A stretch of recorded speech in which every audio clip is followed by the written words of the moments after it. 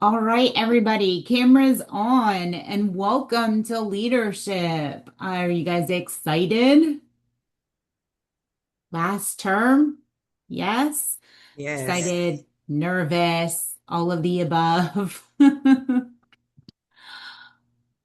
All right, so my name is Jennifer Martinez. I'm going to be your instructor here for the next 12 weeks as we navigate this course. It's a pleasure to meet all of you. I'm looking forward to it. Oops, let's see, we got somebody else coming in. All right. So a little bit about me. I have been in education since 2012, in various roles, done clinical, didactic, simulation, lab. I've also been in leadership positions in education. I've been with Fortis since 2020. I started off on campus in Virginia. And then in January of last year, or yeah, January 2025, I relocated to San Antonio, Texas. We do not have a Fortis down here in San Antonio. So I transitioned to online because I love to teach. It's probably my favorite things to do. In addition to leadership, clinically, my experience is geriatrics and pediatrics. So the very old and the very young. Those are my favorite groups of people. Other things, let's see, I have four children. My oldest is a federal police officer, and my three youngest, two boys and a girl, are all nurses. Go figure. It runs in the family. My mom and my mom's identical twin, or my aunt, were also nurses. And then the male side of the family, they all tended to be police officers. So that's kind of where we're at. Originally from Brooklyn, New York, born and raised. I did go to high school in New Jersey, in a real rural part of New Jersey. And then I joined the Navy. I did 4 years in the Navy as an air conditioning and refrigeration technician, so that, when I got out of the Navy, I could pay to go to nursing school. So GI Bill paid for some, not all, but paid for some of my nursing school. I started off as a home health aide. I was a CNA, I was a LPN. Then I mean, when I tell you I did stair steps, I did stair steps. LPN to RN to BSN to MSN, and currently working on my doctorate now. Um, all those flashbacks of being a student have now come back to me. So it never ends, right? It all depends on what your goal is in life. Um, I will tell you honest. As an LPN, I swore I was never going to go back as and get my RN. And then as when I did get my RN, I swore I was never going to get higher than my associate's degree. So never say never. You never know what your path is going to be and where your path may lead you. When I started off in education, I didn't know I was going to ever go into education either. And in my bachelor's program, had a really great, um, what do you call her, dean of nursing. And I was like, what if I really want to teach? And she said, well, if you want to teach, you have to go get your master's. So I went back and forth and of course ended up getting my master's so I could teach. And once I started teaching, I fell in love with it. And thus I've been doing this for the last, 14 years now. So it has its challenges, just like every other part of nursing does. But I generally love to teach and I love working with you guys. So that is just a little bit about me. I love Legos. You probably can't see, but I have Legos behind me, and I'm a huge Harry Potter nerd. So majority of my Legos are Harry Potter. My husband is a Star Wars nerd, so his are all his Legos are Star Wars. So it's like a battle of Star Wars and Hogwarts in our house. Because I don't have shelves up yet, and so kind of have Legos scattered all over the house and kind of mixed in with each other. So makes it a little bit fun. Um, I also, just as I always do this as a disclaimer, she is not in here now. But I do have two German Shepherds, and one of them has learned to say mom. And yeah, it's crazy.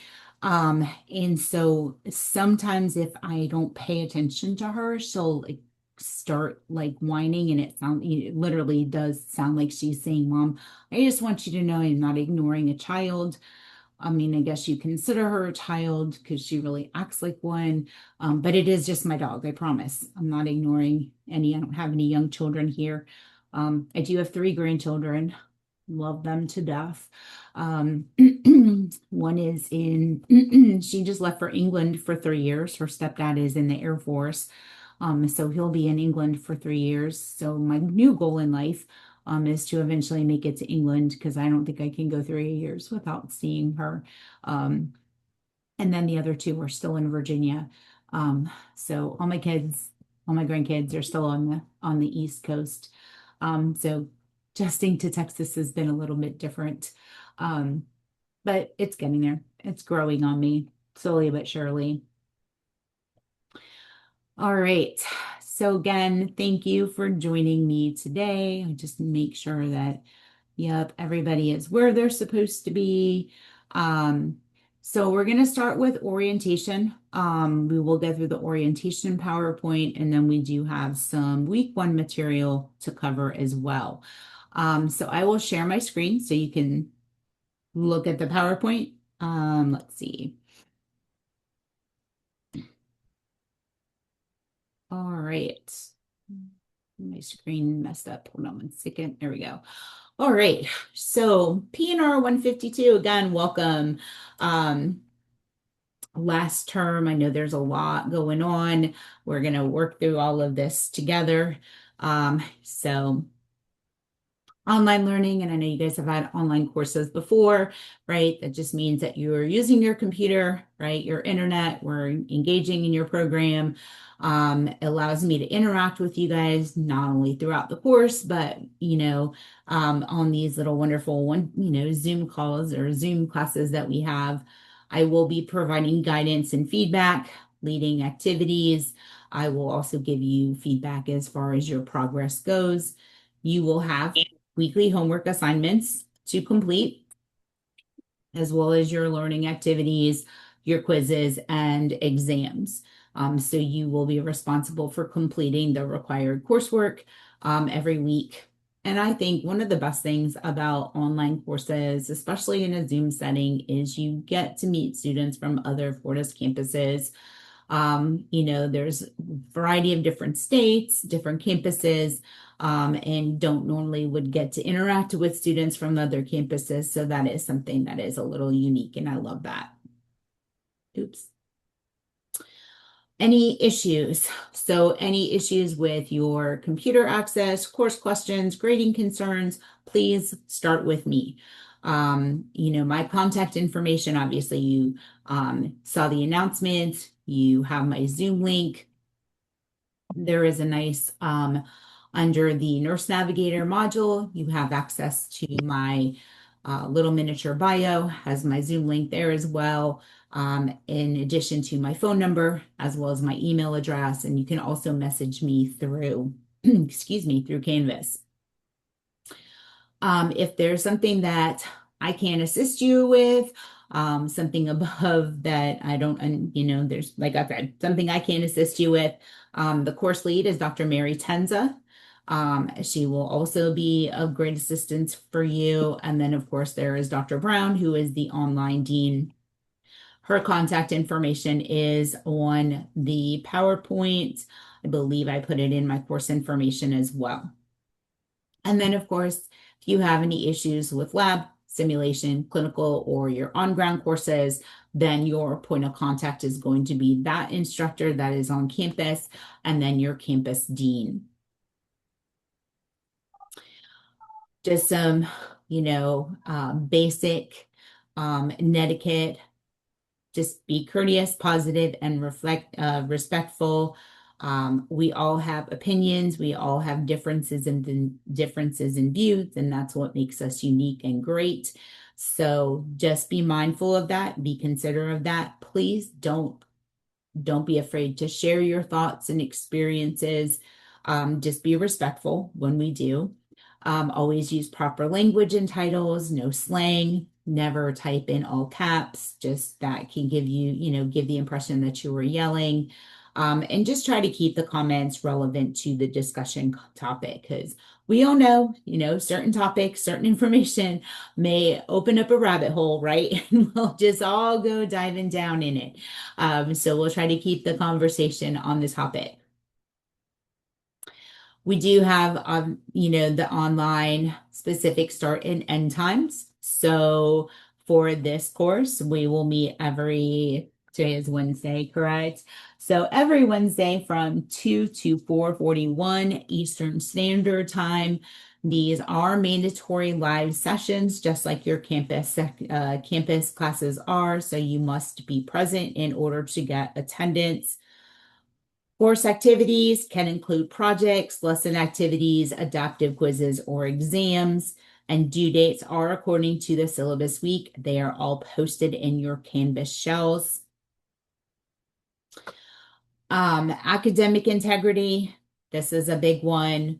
When we look at standards of student professional conduct, academic integrity, any and all incidences of academic dishonesty and violations of academic integrity will be disciplined. Okay, so some examples, these are, just examples. This is not all inclusive. Cheating, plagiarism is a big one. When you submit the work of another person for credit or you fail to properly cite your references, that is not original for you. Copying the work of others, allowing another student to copy, any unauthorized use of notes or materials in exams, including talking to other students, forging or altering assignments, any unpermitted collaboration, so giving or receiving aid on a take-home exam or another assignment, allowing others to copy or use work that is not his or her own, providing answers from graded assignments to others. These are all, could be academic integrity issues if they are violated. Avoid sites that promote cheating. Okay, so these sites don't promote honor, ethics, or integrity. They are monitoring these sites. So Fortis as a whole is monitoring the sites. If you are found on these sites, it will place you on heightened monitoring of your work for potential academic integrity violations. Referencing these sites or submitting work found on these sites will result in a 0 for the assignment. In some cases, depending on the weight of the assignment, that could end up in a course failure. A second incident involving these sites will result in a course failure. Utilizing these sites, whether you're posting information, downloading information, will put you at risk of being dismissed from the program. Your campus and upper administration will be involved. So basically what that is saying is if it's not in your list of resources in your course, don't use them. So some of the examples they list are Studico, Course Hero, Stuvia. I know there's other ones out there. These are just examples. Artificial intelligence may only be used as approved by instructors on selected assignments. So students must disclose all AI use and must submit their original work along with the AI enhancements when the assignment is submitted for grading. You may not submit only AI generated assignments. The American Nurses Association Code of Ethics for Nurses. The Code of Ethics serves the following purpose. It is a succinct statement of ethical values, obligations, duties, and professional ideals of nurses individually and collectively. It is our non-negotiable ethical standard. It is also an expression of nursing's own understanding of its commitment to society. So any of those sites does not promote academic integrity. It also does not support the American Nurses Association Code of Ethics. When we get to as far as attendance in online courses, so you only get attendance for being here online with me. Okay, so attendance is only recorded during the assigned live session time. I took attendance today. Um, so it is always taken during the live session. So to be counted as present in the class, you must sign in with your full name. You must be on camera, okay, the whole time. So I need to see your beautiful faces. Okay, so make sure that I can see your faces, not just your foreheads. Can't be, I don't want to look at your ceilings. I don't want to look at your floors. Anyone at work, driving, or in a healthcare setting, whether it's a hospital room, doctor's office, will be removed from the session. Okay, so if you want to be at home or if you're on campus, at the library, those are okay, but you cannot be at work, driving, or in a healthcare setting. Anyone not coming on camera after being asked to will be removed from the session. I just ask that if you're going to go off camera because you have to use the restroom, perfectly understandable. Just send me a quick chat, like I'll be right back. If you're gone for more than 10 minutes, that might be a little bit of an issue, but just let me know, hey, I need to step away from the camera because I need to use the restroom, whatever. Um, I will verify your students' time in class by reviewing the login, logout times on Zoom. So at the end of course, I can pull a report from Zoom. It will tell me what time you logged into course, logged out of the class. If you logged in, logged out multiple times throughout the course, it'll also show me any, time that you missed. And any attendance missed will be recorded in 15-minute increments. Okay, so if you're, 10 minutes late for class, that's going to be 15 minutes. If you're, 20 minutes late for class, it's 30 minutes missed. Just be mindful of the time because it can rack up pretty quick. Anyone not posting attendance 14 days in a row will be dropped without notification. Okay, so if you're not in class for 2 weeks in a row, you're going to get dropped from the class. There is no makeup for missed attendance. All right. So, and I do know that you guys have your live reviews for your NCLEX. Your NCLEX live reviews are scheduled periodic. There's, different campuses, so different schedules. Um, you will not be able to make up the missed attendance. However, you will not, it won't be counted against you, if that makes sense. Okay. So don't worry about your NCLEX live reviews. I covered all of this, but I will cover that students with chronic absenteeism in excess of 20% of the scheduled course may receive a failing or reduced grade for the course. Okay, so what that means is if you miss 20% of the course time, you will receive a full letter grade deduction at the end of the term. Okay, so be mindful again, please be mindful of your time in class. We understand emergencies happen, things happen, but just try to be mindful of that. Oh, sorry, my computer just glitched. Can you all still see my screen? I think I hit my power cable. Um, so again, online office is going to put attendance in weekly. I will, as soon as we're done with Zoom, I will submit your attendance. Student at 5% will absent will receive an email through Canvas or Campus View, sorry. A student who is at 10% will be required to meet with the dean and the course lead and the instructor. A student at 15% will be required to meet with campus administration. Okay, and you may not get a letter for every level of intervention, so just be aware of that. Again, keep track of your time. If you have any concerns about any missed time or don't know exactly where you're standing, please reach out to me. I can provide that information to you.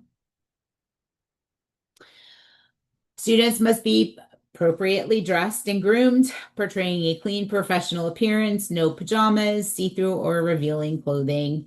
If this isn't maintained, then we will revert back to the campus classroom policy of uniforms. Again, just make sure you're covered. I'm not going to ask you to wear scrubs. However, just be dressed appropriately. The inappropriate use of legal substances such as vaping, tobacco, marijuana, edibles, alcohol, certain prescription medications, as determined by the Dean of Nursing, is prohibited and will not be tolerated under any circumstances. So not only are you forbidden from vaping, smoking, using tobacco products while in uniform, including after school activities and while in public, just provides a negative image of a healthcare program. You were also forbidden from using these products while in street clothes on campus or at a clinical site, and same thing with your virtual classroom. So please, no vaping, no smoking, no using marijuana while you are in class. Um, just think of this as a typical classroom experience. So some things that you can do to be successful, and I know you guys have made it all the way to the end of your program, and you've probably heard this orientation numerous times before. But again, log into Canvas 4 to 5 times a week just to stay engaged. Keep in contact with me. I will be posting announcements. Make sure you read your announcements. Make sure that you submit all your assignments when they are due. And don't procrastinate. Trust me, I am the world's worst procrastinator. I'm very aware of my disability when it comes to procrastination. Don't be like me. Nobody wants to have to be up till midnight on a Sunday night because they didn't start their paper, they didn't start their assignment when they were supposed to. If you have time throughout the week, just try to stay as, on top of your assignments as possible.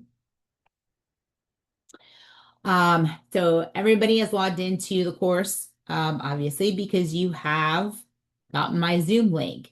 So there are, let's see, was it this class? There's still a couple that need to complete the course orientation and the technology quiz. So please make sure you get those done. Again, you have my instructor information. So you have my email, you have my phone number, you have my Zoom link. You can also message me through Canvas as well. You can call, you can text, whatever is easier for you to get in touch with me. Make sure that, this is a big one that occurred, and I think it was, and honestly don't remember, I think it was in the October term, where Canvas went down. I don't know if you guys remember when Canvas went down. So my suggestion is, because even if Canvas is down, we will still be able to have our class. Have my Zoom links, somewhere else on the computer. So, you can access it. Because if you can't get into Canvas to access my Zoom, you'll still need to be able to have it. So I would say, keep it saved. I have it, but I have my Zoom link. I have it saved on a Word document, so that I can just click on it rather than having to go into Zoom and doing it that way. So it's something, just have my information available. Print or save your course syllabus, whatever is easier for you. Review your syllabus, okay, the course outline. Make sure everybody has access to your textbooks. Just a thumbs up or a head shake of the yes. Make sure you have your textbooks. And then if you're missing anything or something isn't being, you're not able to access something, please let me know, so we can get that fixed. Come to class prepared to discuss the concepts. I also in the announcements, on what was what was it called? I think I just titled it the syllabus cover sheet. All right, so if you looked at the syllabus cover sheet, that will give you, again, that's going to give you my contact information. I currently have my office hours scheduled on Mondays and Fridays from 9 to 10 a.m. Eastern Standard Time using my Zoom link. If those hours do not work for you and you would like additional tutoring or you would like to set up a meeting, please email me, call me, text me, and we will look at our schedules and we will set another time aside. Most of my classrooms are in, or most of my classes, sorry, are in the afternoons and evenings. So I am wide open during the day. So if we need to schedule something, please reach out to me. We will find something that is convenient. Additionally, something very important, if you are a repeating student, um, mandatory weekly meetings are required. So please reach out to me via text or email.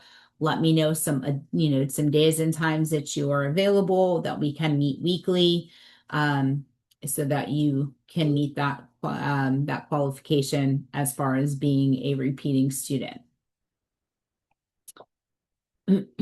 Tutoring, promise you, is beneficial. Students that participate actively tend to have higher testing scores. So again, 9 to 10 on Mondays and Fridays. If those times do not work for you, just please reach out to me. Let me know some times and days that you were available, and we will schedule something that is convenient. So your grading components. All right. So for your KGAs, your key graded assignments or key graded assessments in this class is going to be your unit exams and your specialty exams. So there's going to be 3 unit exams that are 6. That is a typo. I apologize. I will fix that, which are 65% of your grade. And then your specialty exam is going to be, I'm sorry, not 65, 60%. I will have to delete that. There's 60% of your grade, and then your SC specialty exam is going to be 20% of your grade. And then your homework grade will include your adaptive quizzes. There are 5 adaptive quizzes. There are 5 lesson activities.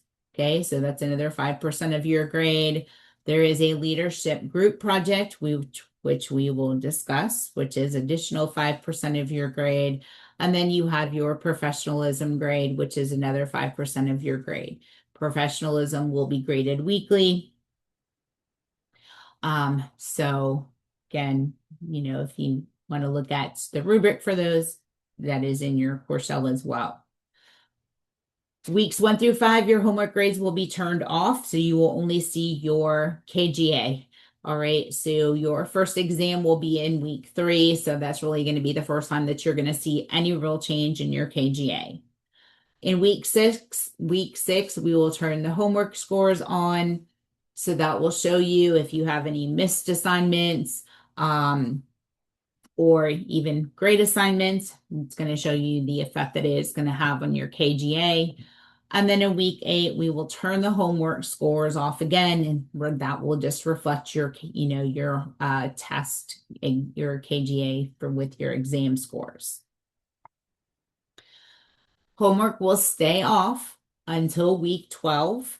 Once everybody has completed HESI and remediation, that is when the HESI grades will be added. Again, because I can't do it individually. Okay, so once everybody has completed their remediation and the HESI scores are in, that is when I will turn on the homework scores so that you will be able to see your final grades. Your combined score on all unit exams and your specialty exams in the course must be a 78 before credit for any completed homework is given.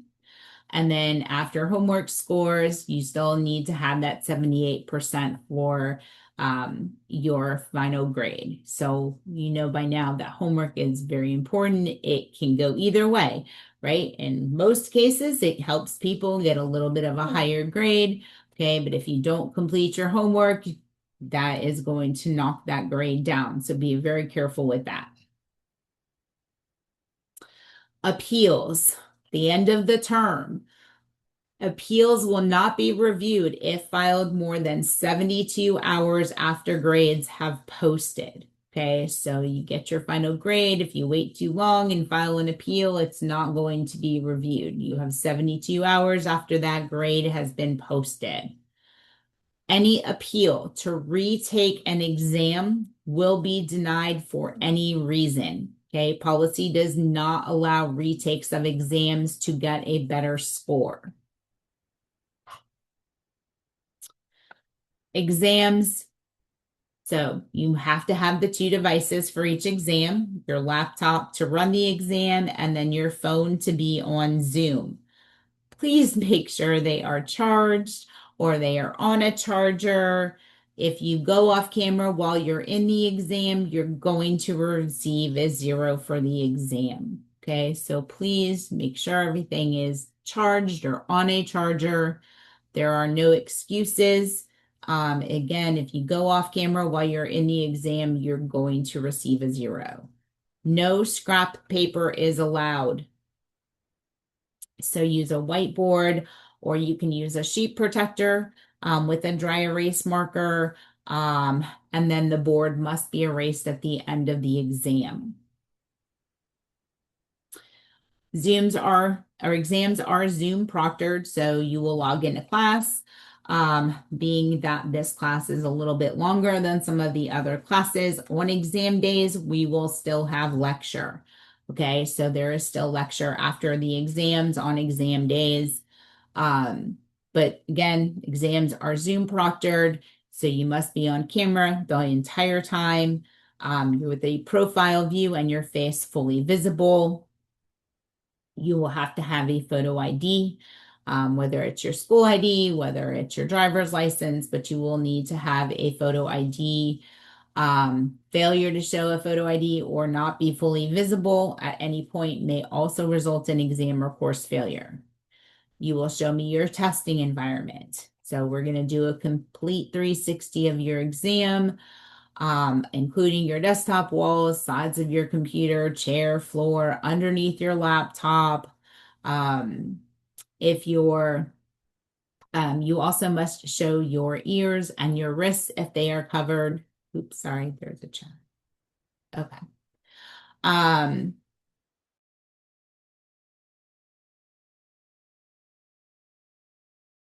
Watches, no Google glasses, any of those things are going to be allowed. If you have a religious exemption, please, we can discuss that separately.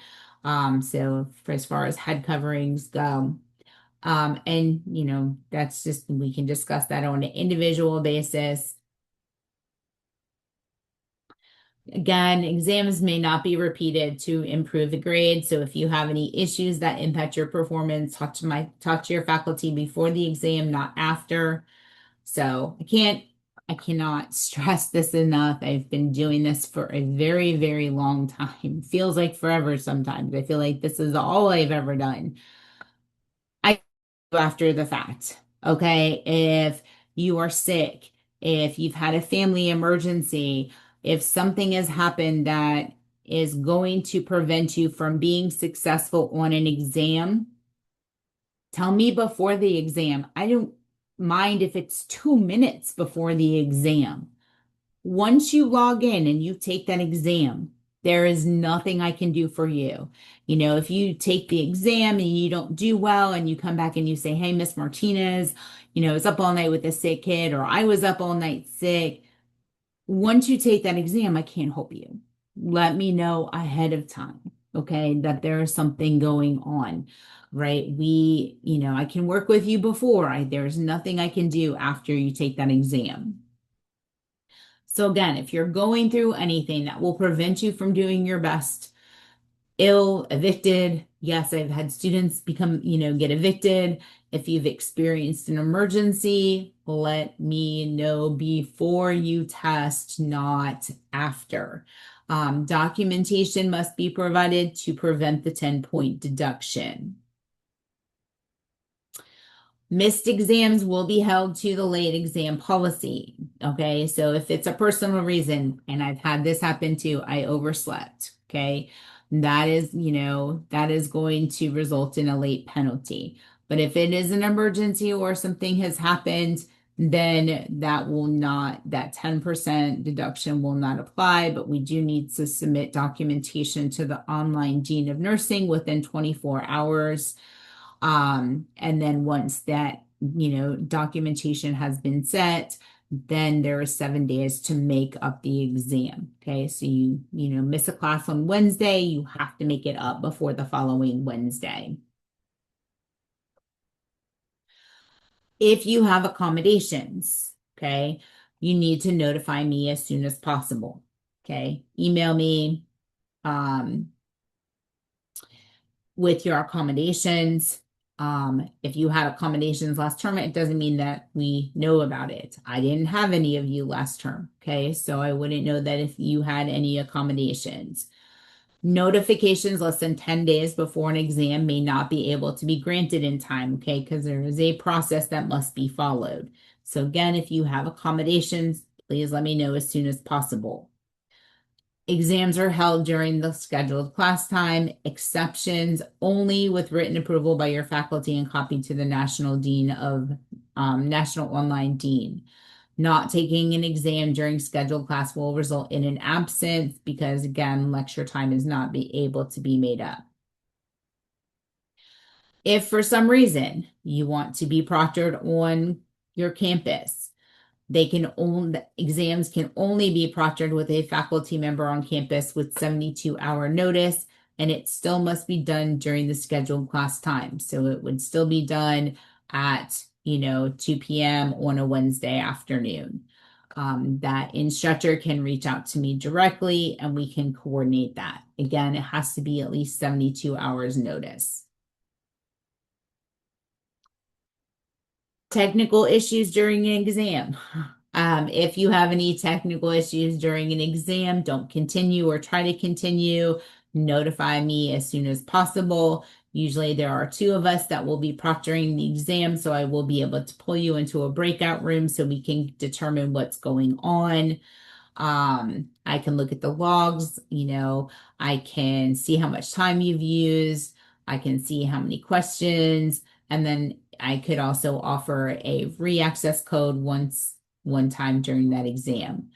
With things that a faculty cannot do. We can't allow retake of an exam due to technical problems or other physical or emotional issues when the majority of all questions have been answered by a student or time has run out. Again, this is where communication is going to be key. If there's something that is going to prevent you from being successful in exam, please let me know ahead of time. Your specialty exam in week 11, it is proctored on campus. There is only one attempt. So again, week 11 is HESI week. So it is going to be when your campus, schedules that exam. That will be 20% of your testing grade. And of course, the benchmark is 900. Remediation is mandatory. Okay. So you have to complete 100% of the remediation time. And then, time should be spent over all concepts with learning gaps. Okay. And your time that you have to remediate is also based upon your HESI score. So even if you get a 1200, right, on your HESI, it is a minimum of 1 hour. Okay. So anything above 900 is 1 hour, and then and this will be posted in your shells and your announcements as we get closer to week 11. All remediation is going to be due by Monday at 11:59 p.m. of week 12. Okay, so HESI week is week 11. You have until Monday. You have until Monday to submit your remediation. If you do not complete 100% of your remediation, you will receive a 0 for your HESI grade. So please, please, please, please complete your remediation. Some people like to wait to the last minute and give me a heart attack, and I'm sending emails and text messages. Please get your remediation complete. All right, homework assignments. All right, so where are we? We're almost done. So late homework policy. Okay, please submit your homework on time. Please, please, please, please, please. Everything is due Sunday nights. Late work is only allowed or only accepted with prior approval from the instructor. Okay, If you are going to turn in a homework assignment late for whatever reason, you have to let me know prior. Um, if you don't have prior written approval from me, then you will get a 0 for that assignment. Okay, so if you are going to be late with an assignment, you need to let me know ahead of time. It'll still follow the late policy, okay? But if I'm not notified ahead of time, you will get a 0 for the assignment. 1 to 7 days late is going to be a 10% reduction. Anything 8 or more days late is going to result in a 0 for the assignment. So again, for whatever reason, if you are going to be late for submitting an assignment, you need to let me know ahead of time. Otherwise, you will receive a 0 for that assignment. Lesson activities in SurePath cover key points from your reading assignments. So your text, your micro quizzes, videos, assessments to test your knowledge of the content. I can look in SurePath. I can see how much time you're spending on the assignments, what your grades are, all of that wonderful stuff. And the lesson activities are 5% of your grade. The adaptive quizzes, they cover concepts from your, oh wait, I'm going to go back one more time. Whoops. Your lesson activities. You guys know you can do those more than once, right? So let's say you do your lesson activity and you didn't get the grade that you really want to get. You can go back and do that again. You can do it as many times as you want prior to the due date. With your quizzes, the adaptive quizzes in SurePath will cover concepts from your reading assignments as well. There are 5 adaptive quizzes. Each quiz has 50 questions. They are personalized to you. Okay, that's why we call them adaptive quizzes, because they are adapted to how you answer the questions. The quizzes are taken at home, so you're not proctored via Zoom with your SurePath quizzes, but you have to take it in one session. So when you sit down to take your quiz, you can't start it, stop it, go back and forth. You have to complete it once you have logged in, and you only have one attempt to take the quiz. Okay, assignments you can take multiple times. Quizzes you can only take one time. And your adaptive quizzes represent 5 oh my gosh, 5% of your grade, sorry. Professionalism evaluation.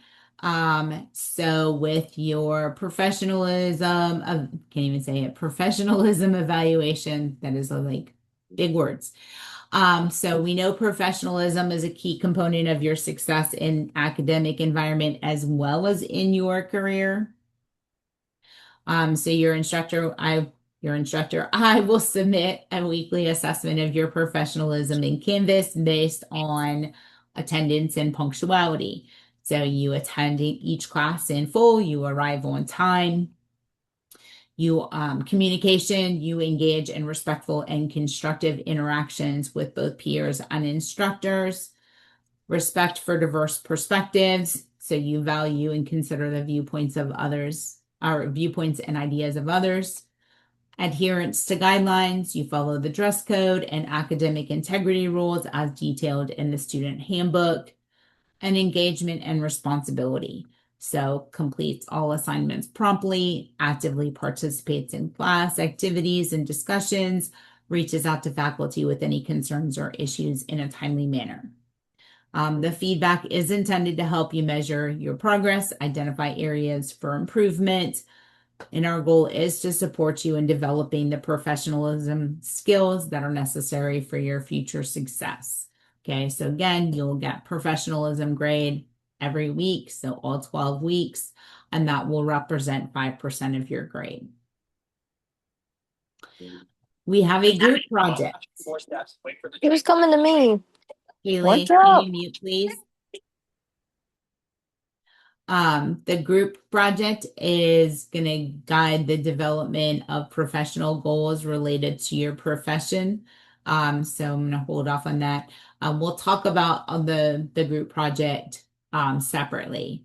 And so, your SurePath, you there's multiple ways that you can access SurePath, at the beginning. Even if you access it under student resources, that'll bring you right to SurePath, or you can access it through the modules, whatever works easier for you in order for you to get to where you need to be. The grading rubric. So you'll have a rubric in your shell for the professionalism as well as the group project. So we talk about the group project. One of the biggest things that I can tell you, whether it's now or as you move forward in your education, rubrics are something that is very beneficial. And I will tell you, as a student, I love using my rubrics, only because you can read your rubric and you know exactly what the requirements are for the assignment so that you don't miss points for, missing a part of the assignment. Now, you may not miss points because you didn't get everything within the assignment, but you can follow that rubric as a guide. It will also help you set up your projects. APA tips. So learn resources. Owl Purdue. So you can go to the library, the online library. You can look at Owl Purdue. That will help you with APA. Only use nursing journals or textbooks. Make sure that you have enough resources for review.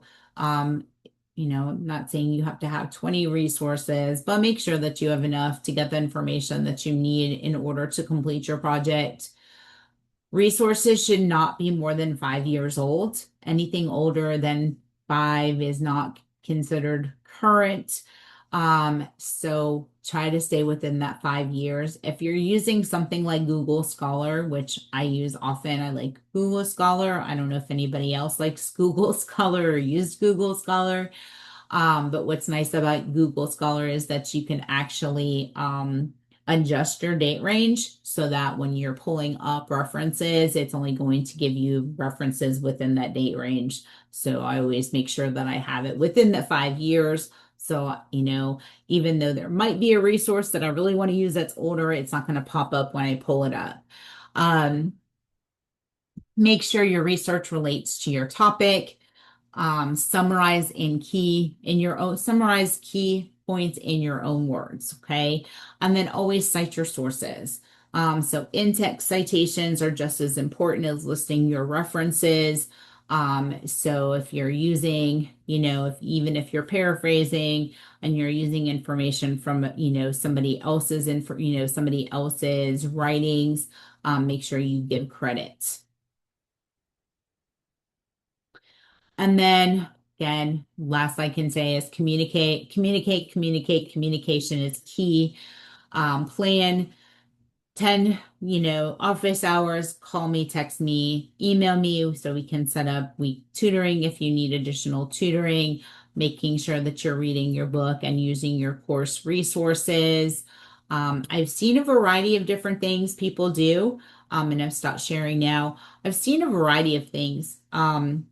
I was actually, um, this is something that I used to do, and I actually saw a student do this, and not many do it anymore just because everything has become digital. Um, but like I color code, I love color coding. I also, and maybe I'm old, but I have a calendar. As I post my eyeball, I have a calendar and I have everything written out on my calendar. This is my work calendar. Of course, I have a separate calendar for school. So I'm afraid to kind of put it all together because then it would look like I have no time like whatsoever for anything. But um however you do it is best. Some people really like digital calendars. Digital calendars, I put a lot of stuff on my Outlook calendar as well, just so that if, don't have my calendar in front of me, at least it'll pop up as an alert on my phone, so I don't miss anything or I don't forget anything. But again, my goal is for you to be successful 100%. Okay. I am going to give you everything that I have in order to help and to try to help you be successful. I can't do your work for you, okay? I can't learn it for you. I can't study for you, okay? But I can give you whatever resources that I have that can will assist you in being successful. And part of that, of course, is you going, you doing your part in the journey over the next 12 weeks. Um, and I will do mine. If my office hours are not convenient for you, please reach out and let me know so that we can schedule something that is convenient. The in the announcements, you already see that the exam reviews are already posted. So put those on your schedule, put them in your phone as a calendar alert, whatever it is. There are four, is it four of us? One, two, three. There's four of us, potentially five of us that will be doing exam reviews. All right. So just be mindful that there are going to be multiple opportunities for you to attend. I always recommend attending the live reviews. Um, Live reviews, right? They allow for interaction, they allow for you to ask questions, get clarification. If you cannot attend any of the live reviews, completely understand that as well, because I know everybody's schedule is super busy. If you want to schedule something separately, again, call me, text me, email me. But all of the reviews will be posted. So, whoever does the first exam review, once they email me the link, I'm going to post it into the announcements. Okay, so you will have multiple opportunities not only to attend reviews, however, you will have the ability to review those. Okay, so all of the exam reviews are posted for exam one, exam two, and exam three. HESI review, excuse me, HESI review will be after exam three. I want to say it's exam three. Let me just clarify myself for that before um,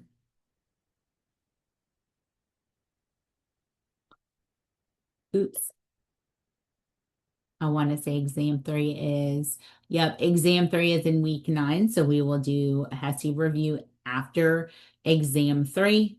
And then um, the group activities will be in week 10. So we have fun. It's going to be fun. We're going to have a good term. Okay. So we're going to do our best to make this great. Any questions so far from me? I know I threw a whole lot of information at it too, but any questions for me? No questions? Not yet anyway. Okay. So, um, let's do this. Let's go ahead and take a break. Let's be back at 3:10 and we will jump into lecture.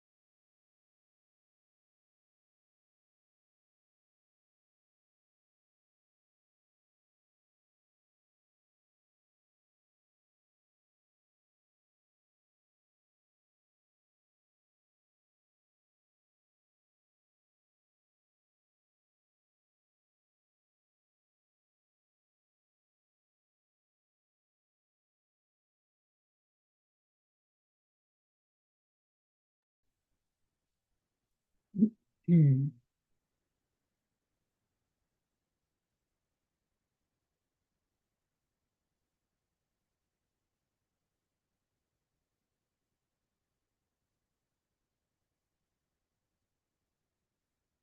All right. So for week one, again, just remember to go in and complete your course orientation quiz, and then your technology check. And then for week one, there is an adaptive quiz practice. It's not graded, but it is there just to kind of show you how the adaptive quizzes work. I don't know, I have a tongue twister today.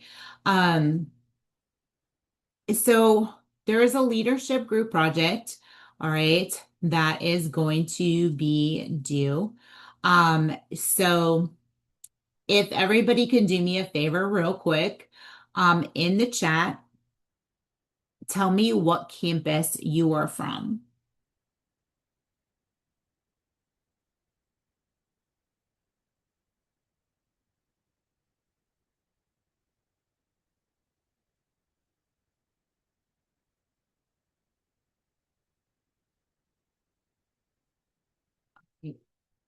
Trisha, which campus?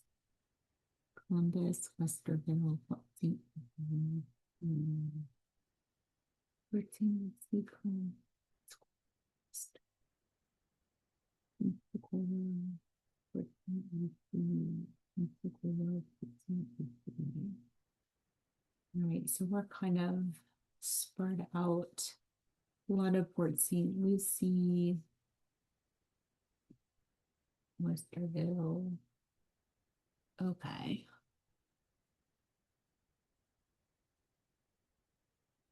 that's okay. All right, so we got Pensacola, we got Westerville, we got Port St. Lucie, Columbus, Westerville. So we're a little everywhere. Westerville, Columbus. Okay,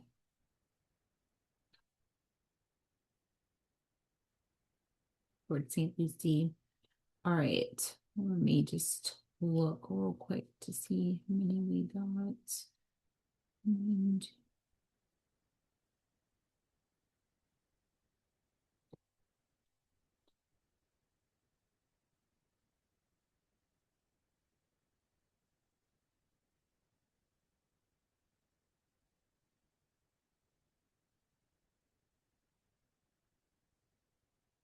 all right, so there's 21.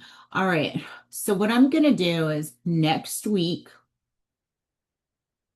we'll split up into groups. Okay. Um, Depending, I just need to get a couple others in here. Um, we can try to keep you guys by campuses or maybe even by state. And we'll kind of just determine that from there. Um, I will assign the topics as well, so you don't have to do anything as far as identifying the topics. Once everybody is in a group, that is how we will determine the topics. So you don't have to do, okay. Um, so you don't have to do anything with week one where that is concerned.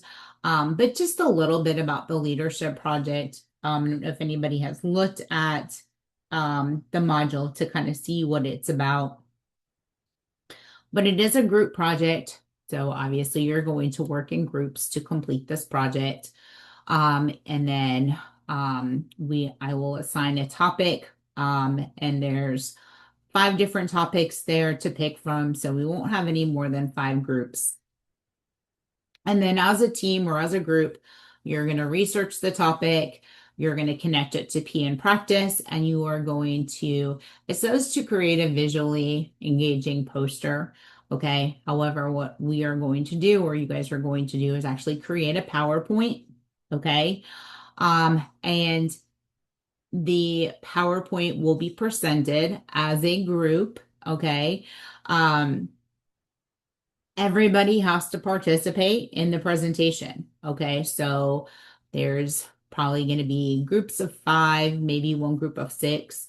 Um, and you will present as a group in front of the Zoom class.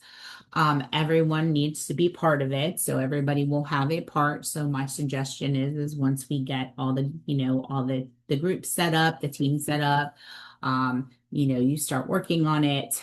Um, Everybody should do a part.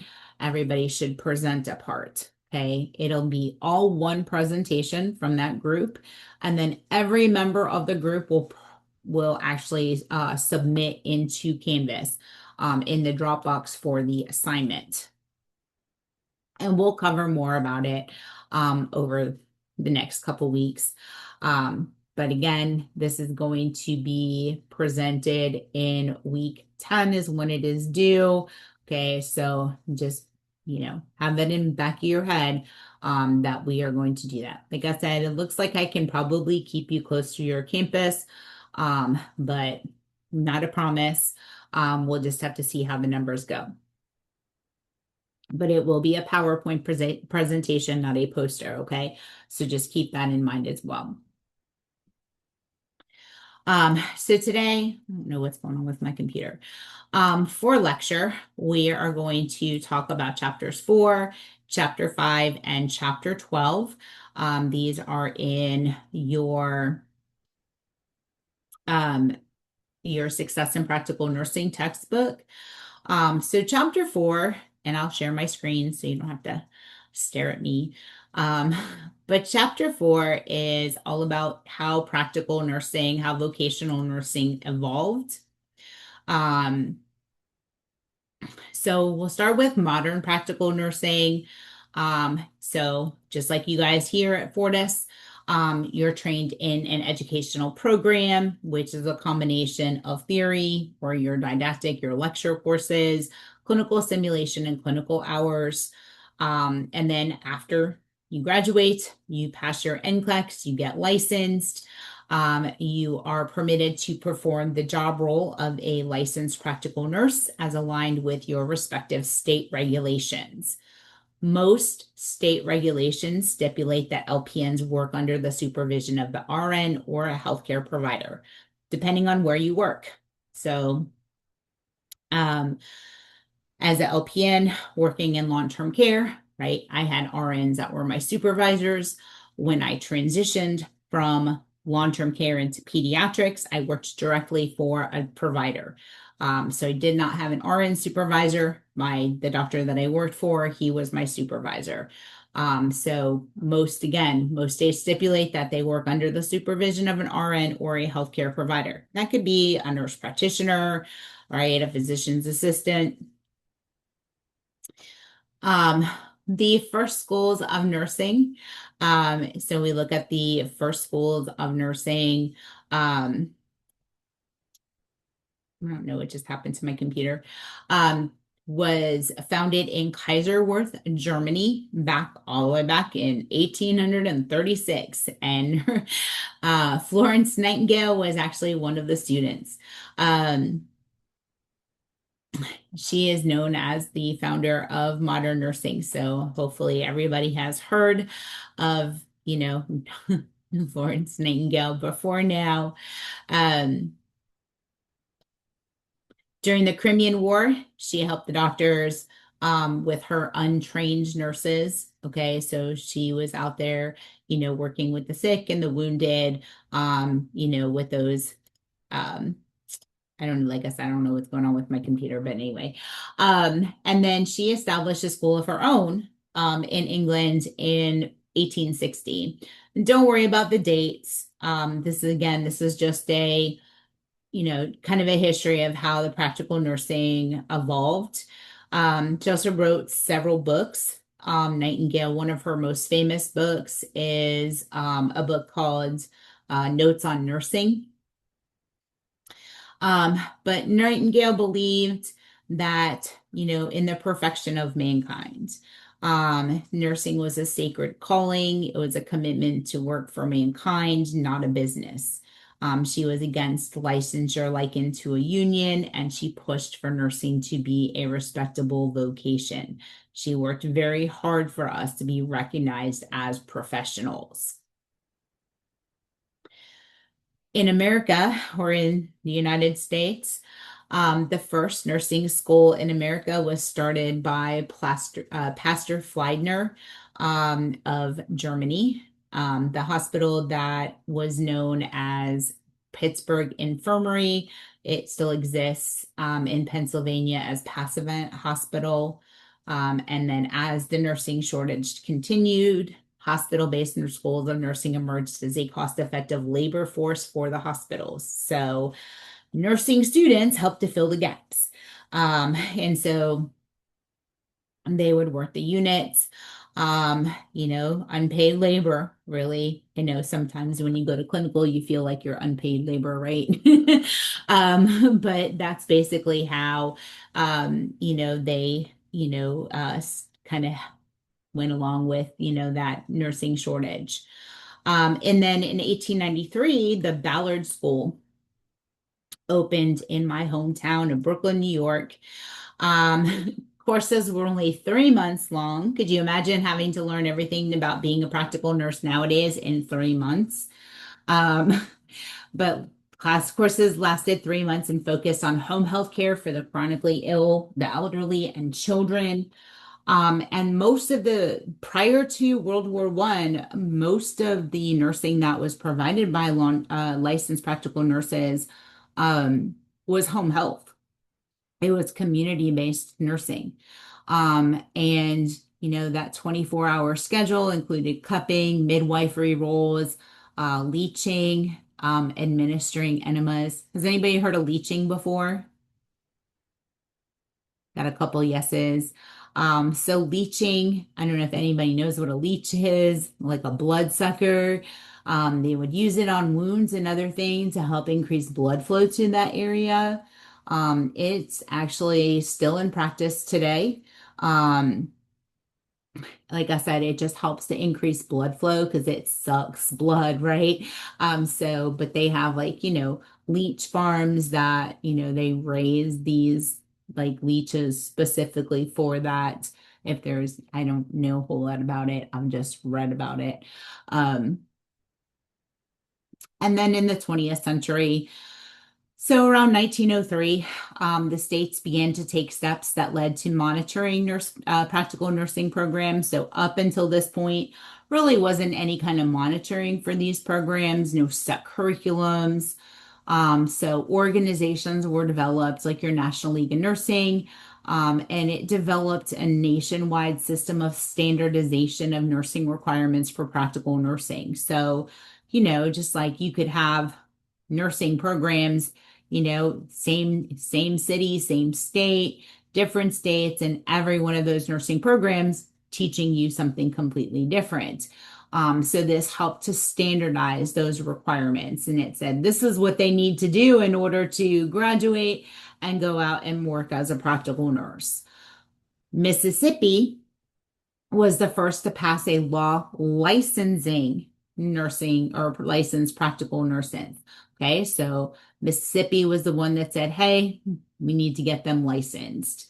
Now, oh, and then licensing was not mandatory, but in 1938, New York was the only state requiring mandatory licensure. Okay, so Mississippi was the first to pass a law licensing them, and then New York was the only state requiring mandatory licensure. And now we know that all states, right, require mandatory licensure for nurses, including your practical nurses. In 1944, the U.S. Department of Vocational Education conducted a comprehensive study of practical nurses, and they came to develop the tasks of practical nursing. So phrases were developed to describe the LPN scope of practice. So that those four phrases are judge, appraise, recognize, and determine. Okay, sound very similar, right, to um, the nursing process, your ADPI, right? But those initial terms, again, judge, appraise, recognize, and determine. The Joint Committee on Practical Nurses and Auxiliary Workers and Nursing Services recommended the use of the title LPN. It also differentiated the tasks of the RN and the LPN, including the LPN being under the supervision of the LPN. So again, U.S. Department of Vocational Education, they had those four phrases: judge, appraise, recognize, and determine. And then we have assistive personnel. So everybody has heard of assistive personnel. In 1990s, the UAP were hired to give patient care. The major concern here was the legal responsibility for the RN LPN of the care they gave. So, as future LPNs working in healthcare, you will have to oversee your UAPs. And these are things like your CNAs, or depending on what hospital you're at, what state you're at. It could be like your care partners, your patient care technicians. I'm sure I've heard other terms as well. But even though a CNA is considered certified and they get a certification from the state, it is not a license. Okay, so that's why we refer to them as unlicensed assistive personnel. And then the LPN, again, employment moved from hospitals to the community. So like this was a long time ago. But when I first started school for my LPN program, when I got out of the Navy, my initial goal was, of course, to go work in a hospital, right? And of course, it always happens because I swore I was never going to work in long-term care as an LPN. During that time frame is when they started to phase out LPNs from the hospital and move them back into the community. So guess where? I ended up working in long-term care. And I'm not even gonna lie, I absolutely love long-term care. So I have no regrets about it. But in the 90s, that's when that happened. The first computerized testing NCLEX PM was in 1994. I almost said 44. So prior to that, just for context, because I love telling the story, my mom was also a nurse, okay? And my mom took her NCLEX prior to 1944 or 1994. I don't know why I keep saying 44. Um, she took her NCLEX. She went to nursing school in New Jersey, and her NCLEX was 2 days of testing. So they had to drive down to Atlantic City. They stayed in one of the casinos, and they literally and I didn't go with her, but I don't know if it was like one of the like ballrooms or if it was, one of the concert halls, whatever it was. But literally it was 2 days of testing. I don't remember if it was 6 hours or 8 hours, but the NCLEX used to be on paper. And so it was care planning and short answer questions. Like it wasn't just like, here's a multiple choice test, answer the questions. She said it was horrible. She said it was horrible. It was 2 days. And it took 6 months for her to get her NCLEX results. So, because they actually had to think about it, right? If it's not all multiple choice, they had to go and they had to hand grade everybody's NCLEX. They only offered the NCLEX one time a year. So if you failed that NCLEX that year, you had to wait until the following year to go take your NCLEX again. Difference was like now you get your 90-day letter right after you graduate, and that says that you can work as a uh, graduate practical nurse, right, until you get past your NCLEX.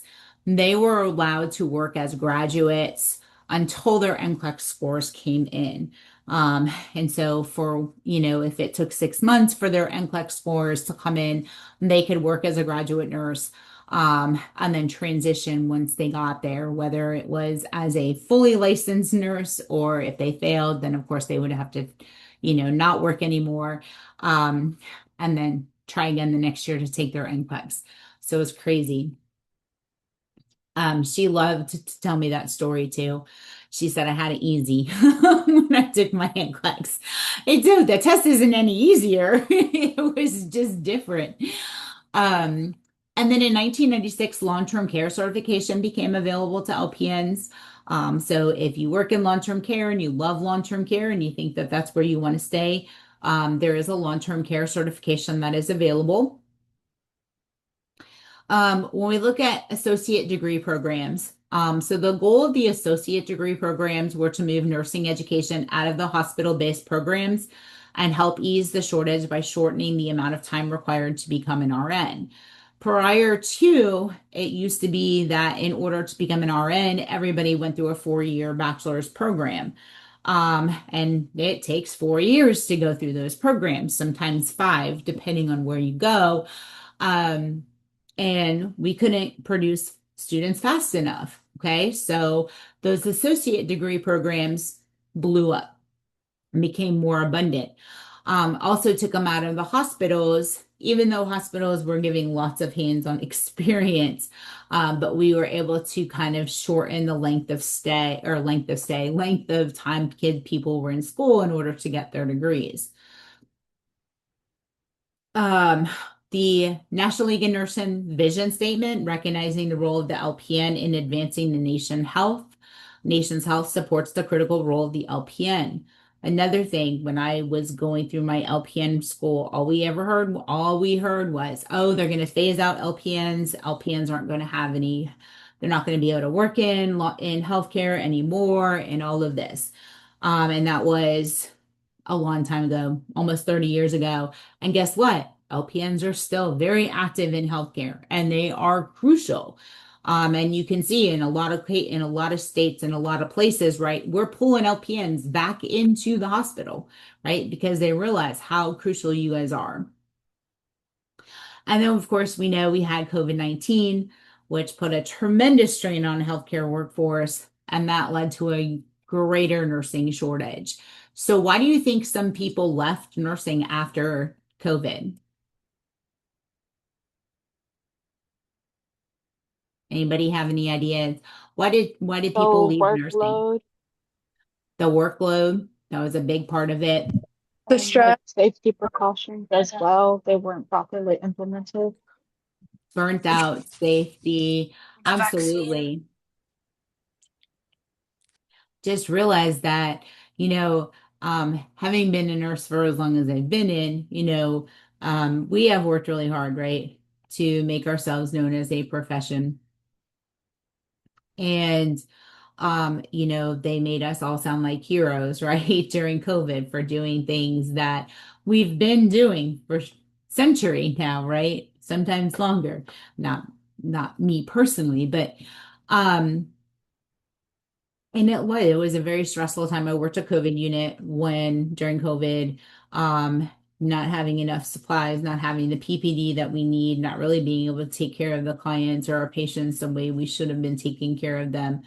And it was a very stressful time, and burnout was a real thing during COVID for that reason.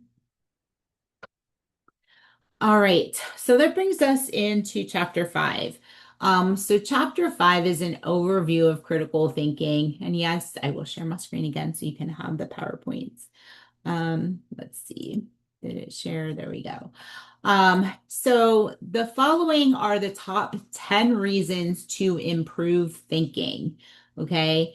So number 10, things are not what they used to be or what they will be in the changing healthcare system, right? Things that I did almost 30 years ago when I first started as a nurse have changed and evolved over that time frame. Some things that I used to do as a nurse don't do anymore. LPNs frequently care for clients as members of the healthcare team who are not yet stabilized and have multiple problems. Okay. Depending on where you're working, even in long-term care, working in like your rehab and your skilled care, this is very true. They're not stabilized. They have multiple chronic conditions, and that's a really good reason to help improve your thinking. Number 8, more clients and their families are involved in healthcare decisions. Number 7, LPNs must be able to move from one healthcare setting to another. Number 6, rapid change and information explosion requires LPNs to develop new learning and workplace skills. Number 5, clients, families, and insurance companies demand to see evidence of benefits, efficiency, and results of care given.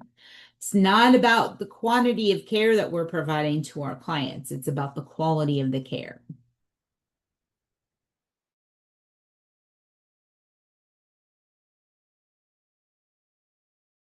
Ways of thinking. So ethical and legal issues involved in end-of-life decisions, questions about stem cell research, determining who is entitled to receive expensive medical care, all of these things. Number 3, redesigning care delivery and education programs is useless if students and nurses do not have the thinking skills required to deal with today's world. Number 2, learning how to improve your thinking skills does not have to be difficult. And number 1, your ability to focus your thinking on how to get the results you need can make the difference between whether you succeed or fail in the fast-paced healthcare system. So critical thinking is extremely important. And I know that you've heard that, I'm sure, many times throughout your nursing education. So critical thinking is a lifelong journey. It is related to the nursing process. We use it in clinical judgment, and the LPN is expected to be an active learner and a critical thinker. So, think of, you're going to be on a unit. You're going to be the nurse now, right? You're going to have to be able to think on your feet. You're going to have to be able to grab that assessment data and make those decisions very quickly. So, definition of applied critical thinking. So it's purposeful, it's informed, it is driven by client and family needs. Remember, sometimes even the community needs.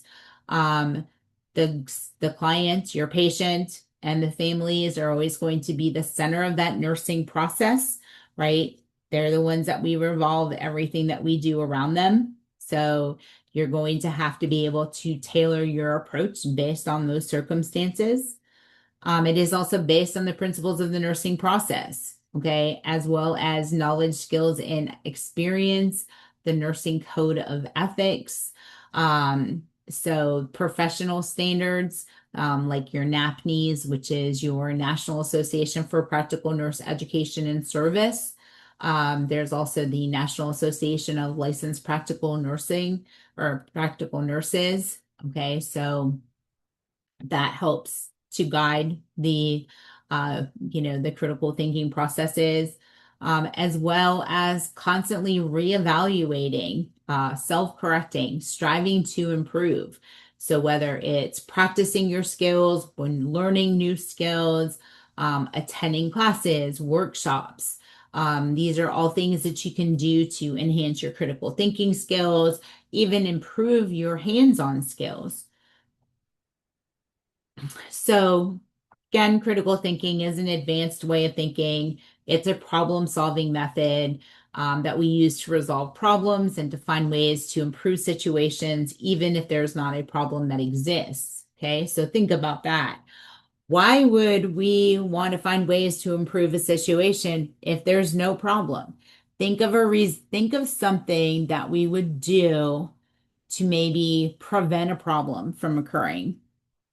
What are some things that we do that help to prevent problems? I guess like with time management and emergency situations. Okay, time management, right? Having good time management. That's excellent. What else do we do before there's a problem or to help prevent a problem? Assist, I'm sorry? assist, Tests. Did you say tests? assist. Assist. Okay.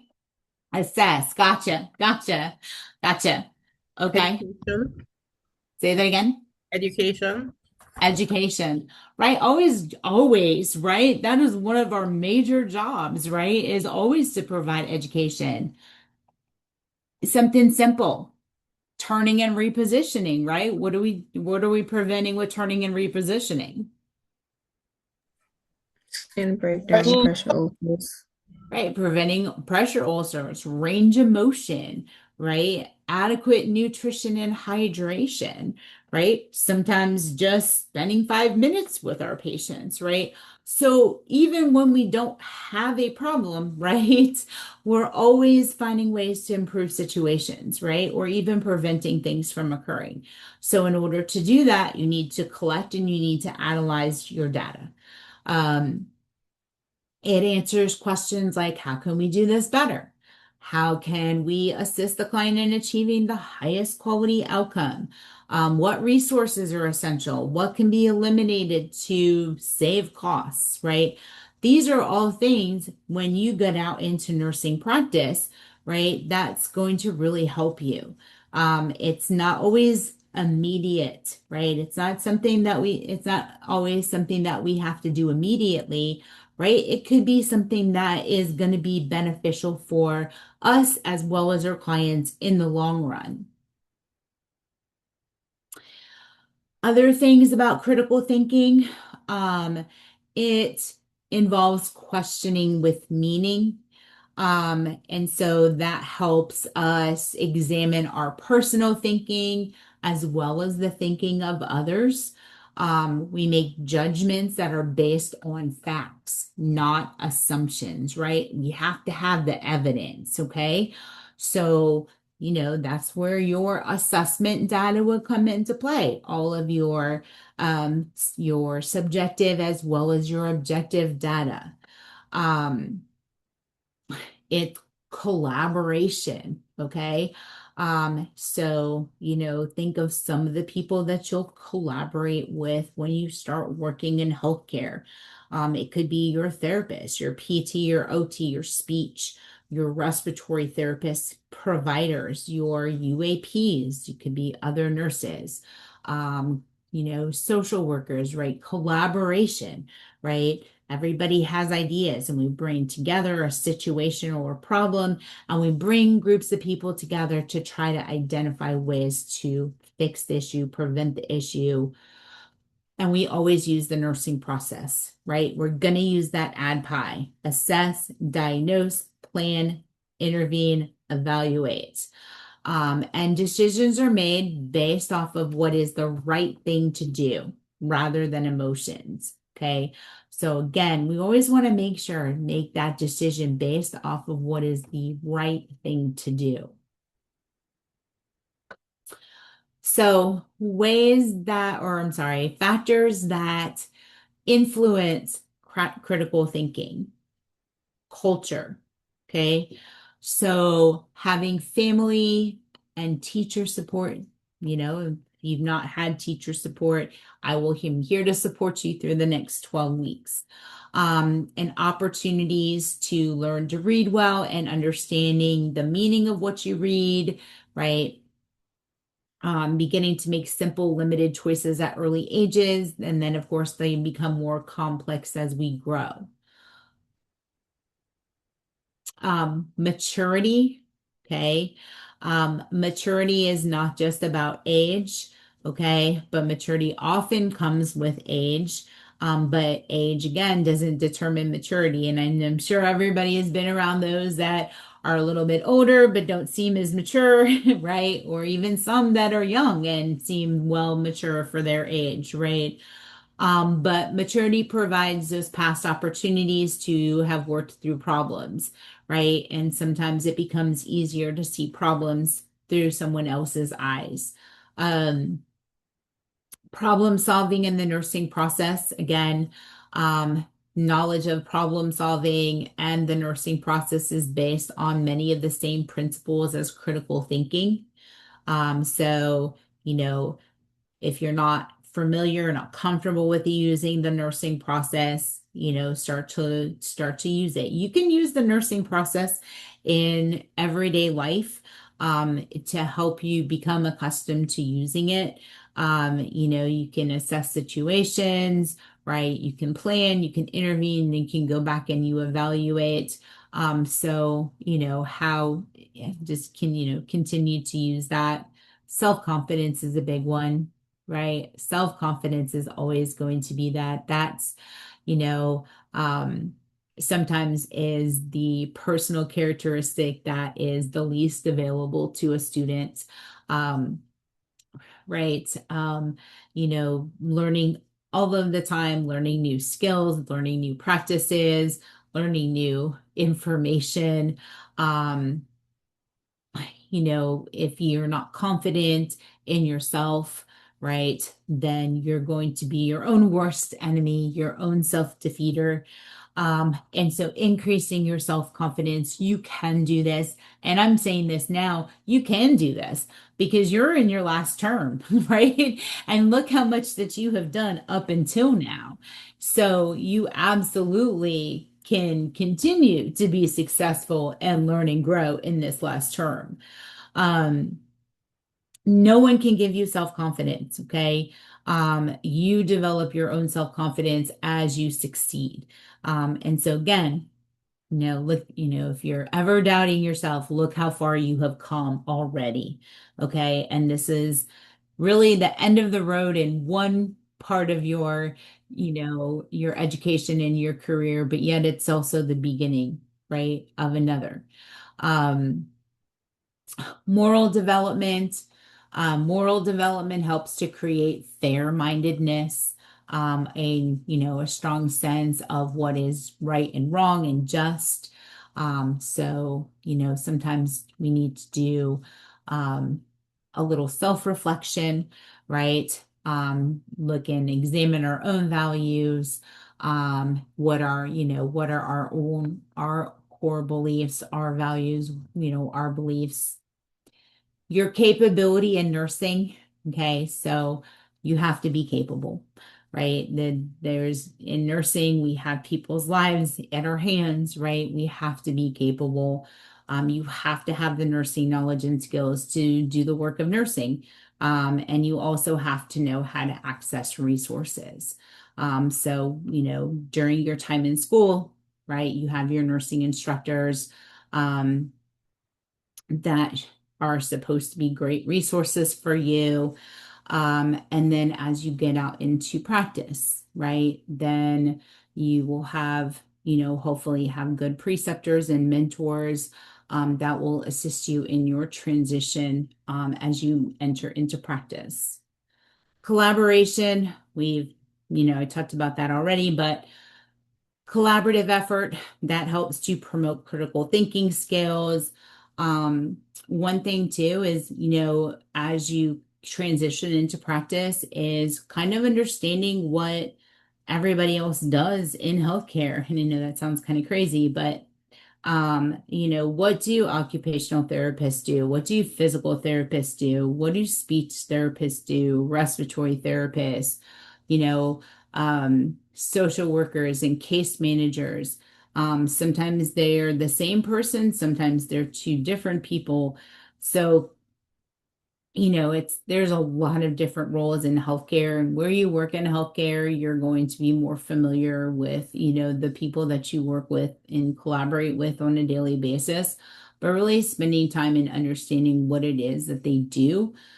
Because as things arise, and knowing what those roles are, you may go, oh, when you're working with a patient, like, hey, I noticed that this may be, this patient may benefit from, occupational therapy to assist with, I don't know, dressing, putting their shoes on, whatever it is.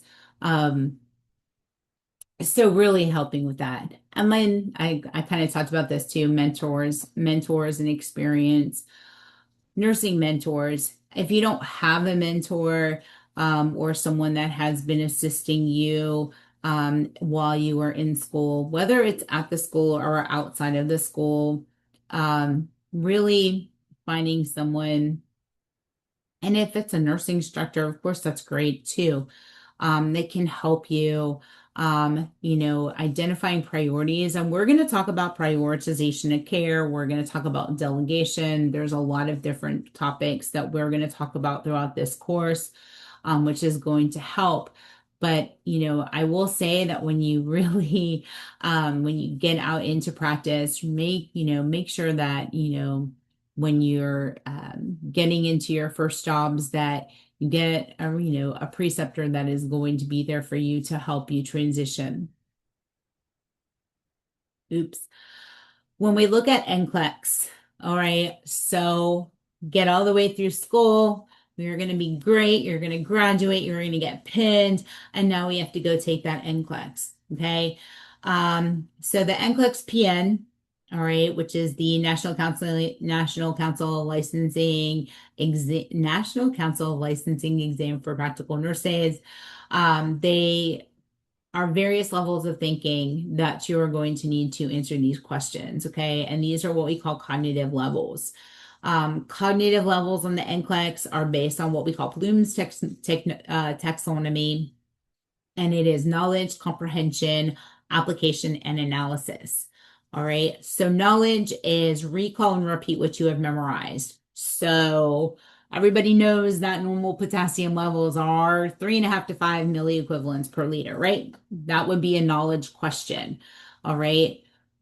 A comprehension question is your ability to, or your basic understanding. You can recall it and then you can identify examples. Okay, so this comprehension is the lowest level of understanding. And so this is, if I asked you what are the oh my gosh, what I was just gonna say it. What are the normal values for your potassium, right? You understand that, you comprehend that, you can repeat that information back to me. Application is using and applying what is learned to new situations. Okay. So this is why we bring you to clinical. This is why we do simulation. All right. This is where it helps you to apply the theory information that you're learning in classes to actually taking care of a client or a patient. Of course, simulation is a nice, safe environment, right? You can make all the mistakes that you want in simulation, right? And allows you to work through situations so that you can understand what you're doing wrong or what you're doing right. So that when you get out into the actual clinical setting or even the workplace setting, then you know how to make those correct decisions. Okay, so again, analysis application is applying what you have learned to new situations.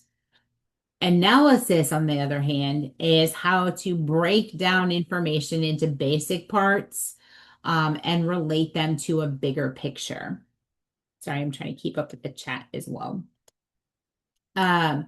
So being able to identify the most important symptoms that a client with a problem is presenting, and that what is your initial nursing response, right? So you walk into a room and your client is experiencing shortness of breath, right? What's the first thing you do? That's analysis, right? So you're breaking it down and you're relating it to what it is, what is going on. And this is what as employers, this is what they expect from you, right? You need to be able to comprehend, apply, and analyze situations when you get out into the nursing workforce. We, of course, your clinical instructors also expect this level of competence in the clinical area, especially as you're getting closer to graduation, right? They expect more from you. You are, as a future LPN, you're going to be responsible for a lot of the judgments and decisions that are made in healthcare.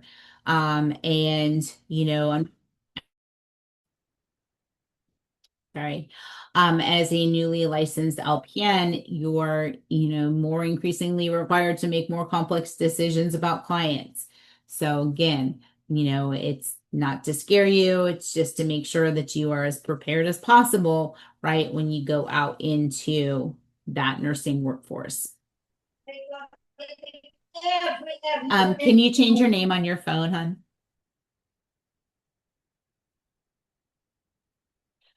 All right, so let's put critical thinking to use. All right, so we have Jane Harris. She is 58 years old. She is 92 kilograms. Her height is 162 centimeters. Her chief complaint is I've been feeling very tired, thirsty, and I go to the bathroom a lot. She has a medical history of hypertension, a family history of diabetes on her mother's side. She takes lisinopril, 10 milligrams per day. Her vital signs are temperature 98.6, heart rate of 88, blood pressure 146 over 90, respirations 18, and she has a SpO2 of 98% on room air. Okay, here's some labs. She has a fasting glucose of 178. Her hemoglobin A1C is 8.2. Her total cholesterol is 210. Her LDL is 130. Her HDL is 38. Her triglycerides are 220. Her serum creatinine is 0.9. Her glomerular filtration rate, or GFR, is 88 milliliters per minute. And her urine microalbumin is 40 milligrams. All right. So use critical thinking. So remember, what are the diagnostic criteria for diabetes mellitus? Anybody know what the diagnostic criteria is for diabetes? H1 HAC of 6.5 or higher. Okay. And then she stated polyuria, polydipsia, and I always forget the last one. Polyphagia is the third P. Polyphagia. Yep. Okay. And then her lab results, her GFR was elevated, and I believe her creatinine was also elevated. So all of those play an important role in your endocrine. Very good. So, yep. So, based on her labs and symptoms, why she is likely diabetic. So, for one, look at her fasting glucose was 178, significantly high. Now, I'm going to tell you your normal ranges. This is why we put normal ranges here. Your normal ranges, right? We always say, what is it? 70 to 110, 70 to 100. It really depends. You're going to see changes depending on what lab you're using. So, you will always have a normal range there. Her hemoglobin A1C, 8.2%. We consider less than 5.7 normal, so that's significantly elevated. Her total cholesterol, right? If she is at 210, normal is less than 200. Same thing, LDL here, right? 130, we want it less than 100. HDL is 38. So her HDL, this is the good cholesterol, it's a little bit low. Look at her triglycerides. Her triglycerides are 220. Creatinine is normal. GFR is fine. And her microalbumin, we would like to have it at less than 30. Okay, so we go here. So again, her fasting glucose was greater than 126. Her hemoglobin A1C is greater than 6.5. I'm sorry, the diagnostic criteria, hemoglobin A1C greater than 6.5, fasting glucose greater than 126. Your oral glucose tolerance test should be less than 200, so should a random plasma. She has the classic symptoms. So she had the polyuria, she had the polydipsia, she had fatigue. She did not complain of polyphagia, however, right? She had two of the other ones. And so here, what initial management steps would we implement? Right. So we're going to put her on metformin, right? If there's any contraindications to metformin, course, we still want to address the lipid levels, right? Diabetics also have an increased risk for atherosclerosis and coronary artery disease, coronary heart disease, right? So we really need to get those lipids under control as well. Diet and exercise, right? Always going to be concerned with our diabetics. We also are going to have to educate her on glucose monitoring, right? We're going to do the medication education as well. And then this last question, potential complications. Okay. So we already talked about how, of course, the cardiovascular, because of the dyslipidemia, but go back to the beginning. Her blood pressure, right? 146 over 90, right? Maybe not initially horrible, right? Because she is on lisinopril 10 milligrams, right? But still a pretty significantly high blood pressure considering she is on hypertensive medication. So lisinopril is appropriate, right? But maybe we need, to have it just reassessed. Um, and then, of course, looking at what are the potential complications as related to type 2 diabetes, your nephropathies, your retinopathies, right? Your neuropathies, all of those good things. Oops. All right, so this one, let me make this a little bit bigger because I'm not having much with this. So we have a 54-year-old male client admitted this morning with lower back pain, past medical history of heart failure treated with digoxin, furosemide, and metoprolol. Vital signs are normal, no allergies. He has a full code. His EKG is normal. He is on a cardiac monitor. Pain is only a 2 out of 10. CBC and CMP were both drawn. We have a critical lab called to the nurse, potassium of 3.2. All of the other labs were within normal limits. So the LPN calls the physician with the critical lab value. What orders do you anticipate receiving and why? So I already said what my normal potassium levels are, but tell me about digoxin and furosemide. Tell me about digoxin. What's digoxin? Pulse. Pulse. Okay, absolutely. We're going to monitor their pulse. If my pulse is less than what, or if my pulse is what, then we're going to stop it. We're not 60. going to give it. Pulse Less and than Okay. Pulse less than 60. Okay. What does digoxin do? It increases the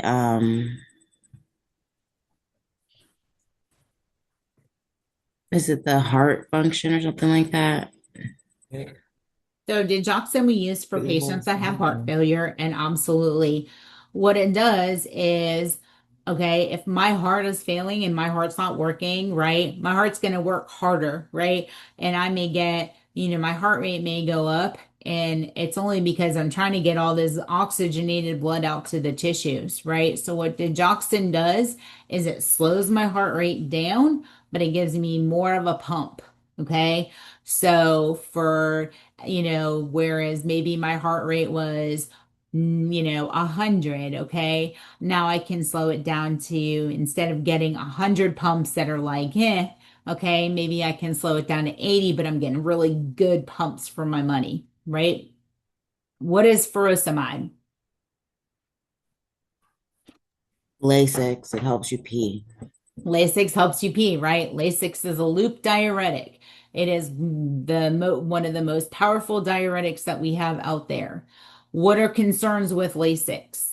It's potassium wasting. Very good. It is potassium lacing, so it's going to drop my potassium, right? Anybody know about the effects of potassium on digoxin? Mhm. Yeah.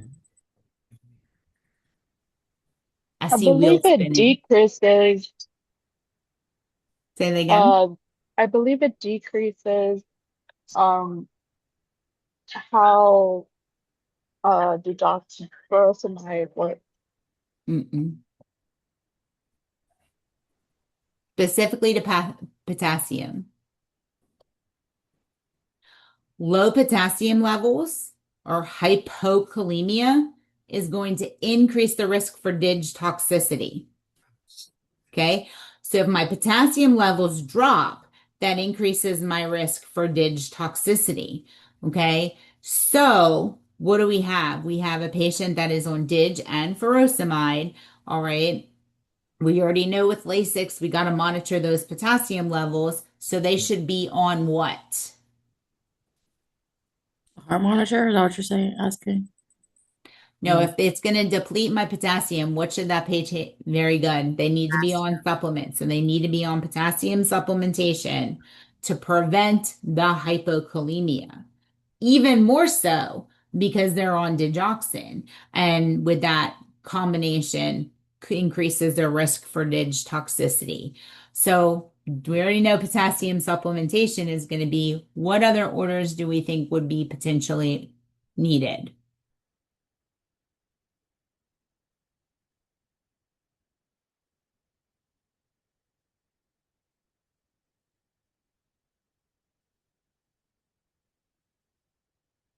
You ready? A repeat of the Yeah. potassium. Okay. Oops. Oop. I made that too big. So yes, we're going to definitely do a potassium supplement, right? Because of the hypokalemia. We could potentially discontinue the furosemide because of the potassium wasting and that increased risk for dig toxicity, right? We could switch into a potassium sparing diuretic, something like spironolactone, where, don't have to worry about that risk. Again, remember dig level. So we need to get a dig level, right? So remember digoxin, that'll, about the potassium, but it also has what we call a narrow therapeutic index, right? So that's that thin line between love and hate. So people that are on DIG, they need to have their levels monitored, to make sure that they are therapeutic. And again, with that hypokalemia, that increases their risk for that DIG toxicity. So we need to get that DIG level to see where they are. Awesome, you guys, good job. All right, you guys need a break? All right, so be back at 4:20.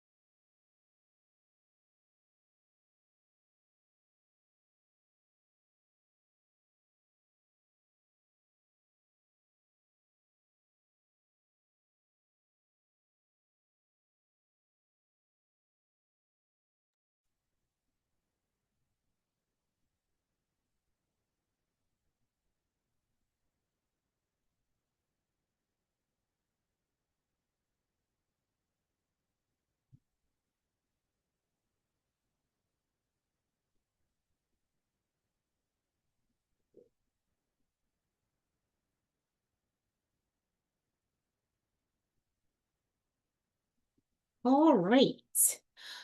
So the last chapter is chapter 12. So chapter 12 is all about the wonderful nursing process. So I will share my screen. All right, so the nursing process. I know you guys know what the nursing process is, right? But it was established by the American Nurses Association. And so very similar, right? We talked about in the first chapter, talked about the terms for LPNs initially, but it is our problem-solving format, okay? It gives us an organized way of contributing to client care, um, within the needs of or within our scope of practice. And it's also a way that we can communicate with other nurses as well as caregivers. Oops. So here is our wonderful nursing process from the LPN scope of practice. Okay, so we have our assessment, which is our gathering data. It is the nursing diagnosis, which is completed by the registered nurse. Planning is also completed by the registered nurse with collaboration from the LPN, our interventions, and then our evaluation. Okay, so we provide the information to the RN and do that evaluation part. So breaking that down, the RN functions independently in all 5 steps of the nursing process. So they can do the assessment, the diagnosis, the plan, the implementations, the evaluation. The LPN can function independently in data collection and implementation. Okay, so when you go in there and you do your assessment, you gather all that subjective and objective information, right? That is the data collection. So LPNs can absolutely do that independently. And of course, implementation, right? That's providing the required nursing care to accomplish established goals. And then for planning and evaluation, the LPN has a dependent role, meaning when we're setting those short and long-term goals for our clients, the RN is required to do that, but the LPN is going to provide input. Same thing with evaluation, okay? The RN is going to be the overall one to complete the evaluation part of the nursing process, but the LPN is going to provide input. My patient did not meet their goals. I'm going to go back to the LPN and I'm going to say, hey, Mrs. Jones isn't doing what we needed her to do at this point. So it is a collaborative effort. So again, RNs completely independent in all 5 steps of the nursing process. The LPNs are independent in data collection and implementation, and then dependent for planning and evaluation. So gathering data, again, subjective and objective information. So subjective information is what the client or the caregivers or the loved ones or whoever is telling us. I have a headache, my stomach hurts, my big toe hurts, right? My chest hurts. I feel nauseated. That is all subjective information, right? We can't quantify that. Objective information is, all the stuff we can quantify. These are the signs that we see, right? So again, subjective would be more symptoms, objective would be more signs, right? So this is, our assessment, right? So what we see, feel, smell, hear, right? These are our objective. So vital signs, height, weight, right? Our physical assessment findings. It could also be lab data, results of x-rays. All of that is going to be objective as well because we can quantify that information. We also want to compare or verify the data. So verifying data, we never assume, we should always validate. Okay. So, you can, verify the data, question any information that doesn't match to your data collection. Compare with the medical records, especially if it's not congruent. All right. So something doesn't look right. We need to go back to their medical records, We can also talk to other staff members that can help to verify, information if the client is unable to. Clients or even family members can validate information. So that's all part of verifying information. Always communicate the information to the appropriate team members. Most of the time it's going to be um, with the RN or while you're in school, it's going to be, to your instructor as well as the nurses on staff. And then make sure that you document appropriately. Documentation, right? Everybody's heard it. If it's not documented, right, it's not done. So is want to document. How you document, where you document is going to depend on where you are, what EMR system they use, all of those good things. Barriers to data collection, uh, insufficient time. Sometimes it feels like there's never enough time, right? Cultural differences, poor skills in data collection, language barriers, personal bias, communication barriers. This could be language. It could be, someone who maybe can't communicate appropriately. Dementia also be a barrier. Um, Personal bias, right? We can label the client before the interview is complete instead of basing our decisions on facts. So we do have to be very careful about biases. Um, Only the RN can develop the nursing diagnoses, goals, interventions, and plan of care, right? Again, LPNs are, we can do the implementation and we can collect data independently. All other aspects of that nursing process, we are going to collaborate with the RN. The RN can do all parts of the nursing process.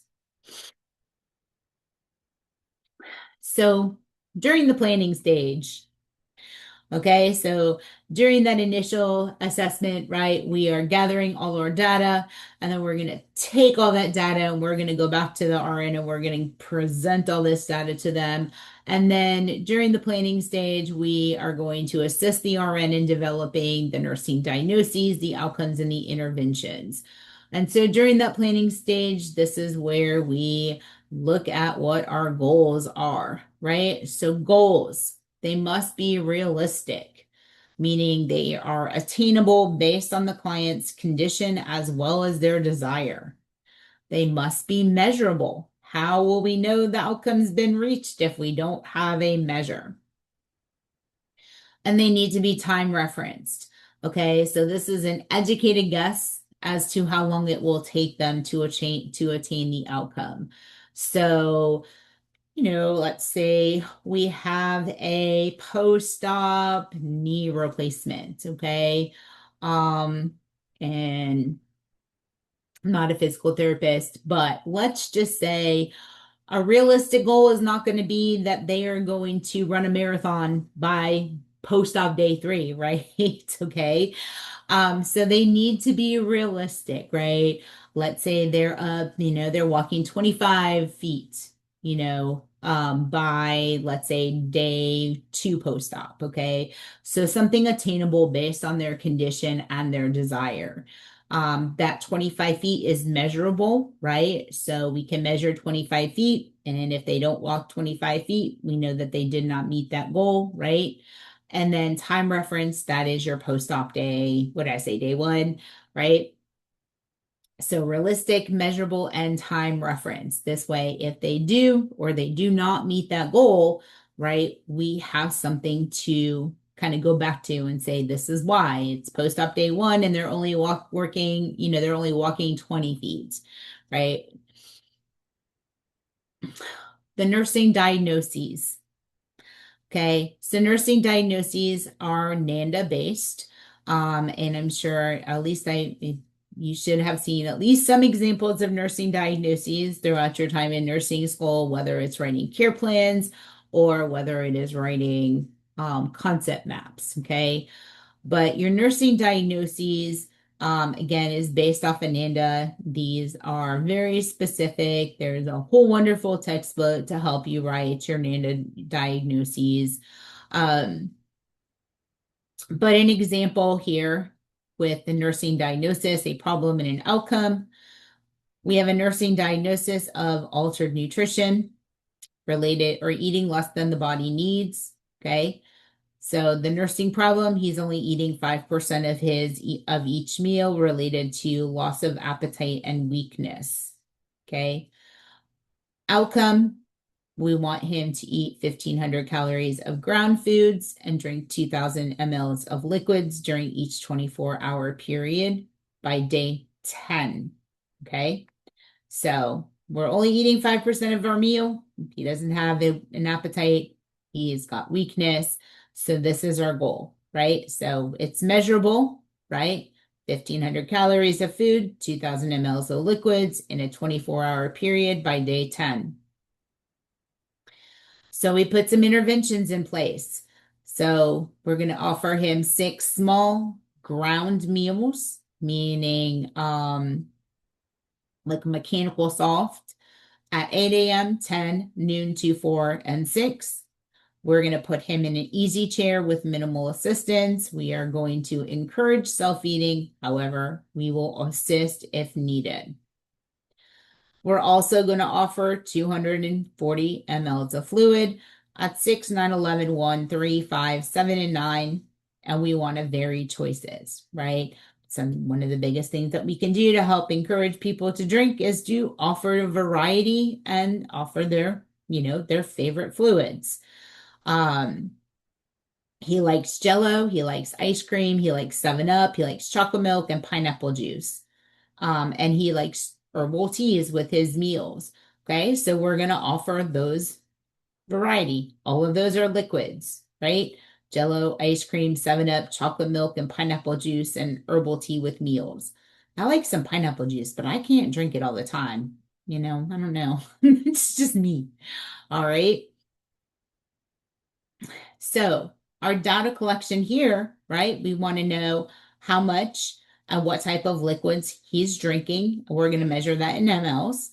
We also want to know the amount of food taken at each meal.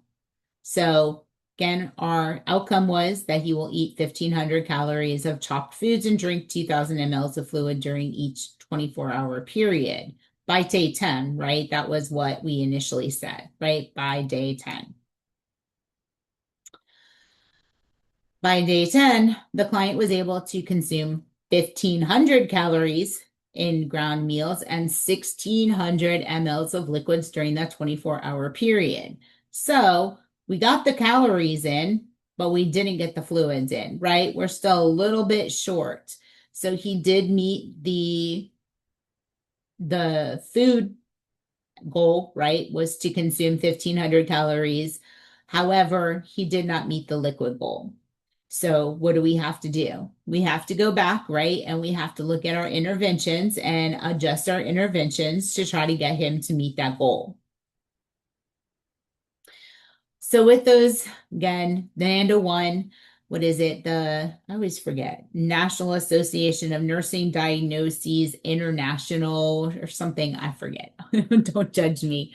All of a sudden, I can't remember what NANDA stands for. So, what is it? It is the National Association. Oh my gosh.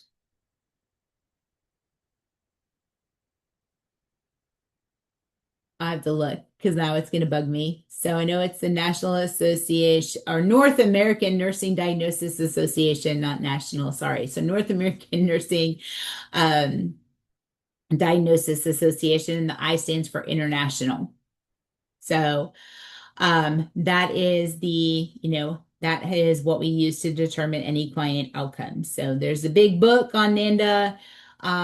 There's, also in various textbooks, you'll find lists of NANDA diagnoses periodically throughout those. Your NIC, which is the nursing interventions classifications, that's a way of identifying standardized nursing interventions. Okay, so these are, you get a nursing diagnosis, and it's going to, especially with some of our standardized care plans and care plans that are built into the electronic medical records. When you choose a nursing diagnosis, it's going to throw a whole list of interventions at you. Doesn't necessarily mean that all those interventions are going to be appropriate for your client, but you have to go in there, right? And you have to choose certain interventions to help support, your specific client. Your NOC or nursing outcomes classifications, and this is another way, it's a system for measuring client outcomes based off of those nursing interventions that you chose. Again, the RN has the final decision on nursing diagnoses, choosing the nursing interventions, and measuring those outcomes. You are going to, right, gather your data, and you are going to perform the interventions. We're going to go back to it. This is actually where I went. So, like I was saying, anybody have any experience with electronic medical records? Maybe in clinical, did you guys see any, or, just practicing? So care plans, some of your EMR records, like I know the ones that we use, especially in long-term care and even in the hospitals, some depending on how it works. But ours, when I worked in long-term care, when we would put our data assessment into the system, it would automatically start populating our care plan. And so based off of diagnoses and some of the assessment findings, it would give us nursing diagnoses. Okay. So that is basically a standardized care plan. Okay, a standardized care plan is based on research of the best possible options for nursing diagnoses. So again, you're putting your assessment data in, and it's generating a list of nursing diagnoses for you. Doesn't necessarily mean that all of those diagnoses and all of those interventions are going to be specific to your client. Okay, so that's where we individualize it. So we start with a standardized care plan, which is just kind of a little bit of everything. And then we individualize it. Okay. We want it to meet the specific needs of our individual clients. All right. So if we use a standardized care plan, then we have to go through and we have to look at what interventions would be good for our client and what interventions would not apply.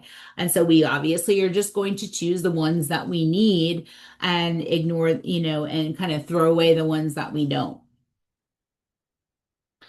A multidisciplinary care plan, and this usually works well in settings where staff from different professions and disciplines are involved with the client's care. We use this a lot in long-term care, especially with our skilled and our rehab patients, right? Because usually they're there for, I'm going to stop sharing because I think that's the last slide. So usually they're there for a specific reason, right? They've had a knee replacement, they've had hip replacement, they've had, a surgery, they have, a really bad infection, whatever the reason. And we usually have other people involved in their care. So we're going to have PT and OT and sometimes speech therapy. We may have respiratory. We may have, of course, the social worker and the case managers, and all of these people involve activities, dietary. I always forget about those two, but they're all involved in that patient's care. So we have multidisciplinary care plans, and each person or each group of people is going to have part in that patient's care. So just to recap, so when we talk about the nursing process, the RN, all five: assessment, diagnose, plan, intervene, and evaluation. They can do all parts of that independently. LPNs gather data and they can do implementations, right? And then they are going to have a dependent role in that diagnosis, in the planning, and the evaluation, meaning they're going to bring information back to the RN to help make those decisions. Standardized care plans, not always going to meet the needs of our individual clients. Okay, it's just a, the kind of just a general right? Plan of care. And then we're going to individualize it, right? Specific to our client's needs. What does our client need? So let's say our patient has a wound, okay? Trying to think of a good one here. So let's say our client has a wound.